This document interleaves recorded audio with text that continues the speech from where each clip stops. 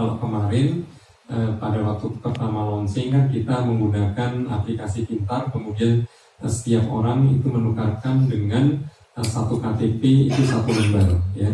Nah, padahal kita melihat bahwa animo masyarakat besar, sementara dengan mekanisme itu kami merasa bahwa pelayanan kepada masyarakat ini menjadi agak lambat, ya, dan bahkan banyak yang kemudian menyampaikan sudah penuh kalau begitu mengajukan permohonan melalui aplikasi pintar. Oleh karena itu, Bank Indonesia menyesuaikan dengan memberikan kelonggaran. Jadi tetap untuk individual itu melakukan penukaran melalui aplikasi pintar. Tetapi sekarang satu KTP itu bisa memperoleh 100 lembar UPK 75, ya. Dan hari berikutnya boleh mendaftar lagi, gitu ya. Jadi ini yang betul-betul menjadi kelonggaran dibandingkan dengan mekanisme sebelumnya.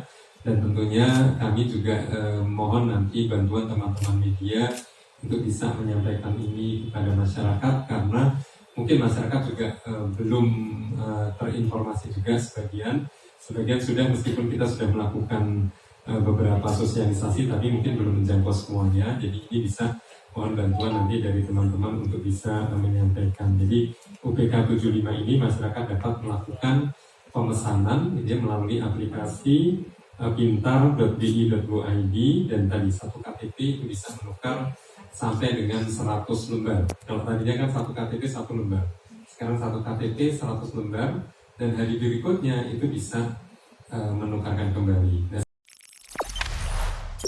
Jangan lupa subscribe, share, komen, dan like ya.